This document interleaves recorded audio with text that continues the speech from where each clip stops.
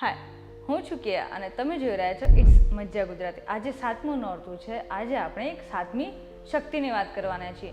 અમદાવાદની એક એવી વ્યક્તિ કે જેમણે પ્લાસ્ટિક ફ્રી અભિયાન શરૂ કર્યું. જ્યારે તમારે પૃથ્વીને બચાવવી હોય ત્યારે એમણે કહ્યું કે પૃથ્વીને બચાવવી છે તો plastic out. Let our earth, let the mother earth become the plastic free. અને તેમણે એક પ્લાસ્ટિક ફ્રી ઇનિશિયેટિવ સ્ટાર્ટ કર્યા.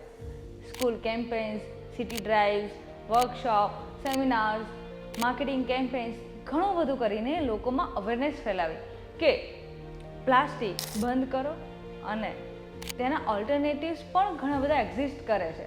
તમે પ્લાસ્ટિકના ઓલ્ટરનેટિવના યુઝ કરવાનું સ્ટાર્ટ કરો અને તેનો યુઝ એટલો જ સિમ્પલ છે.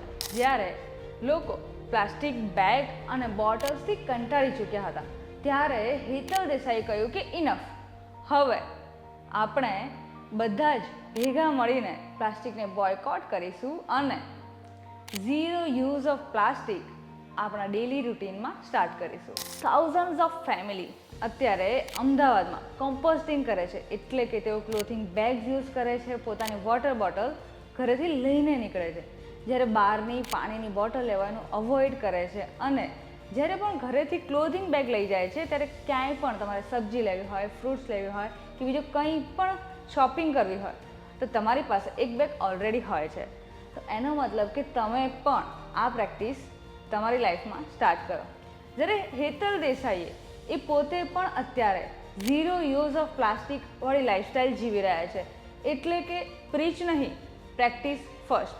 હેતલ દેસાઈની ફાઇટ બહુ સિમ્પલ છે. If you love Ahmedabad, just make it plastic free.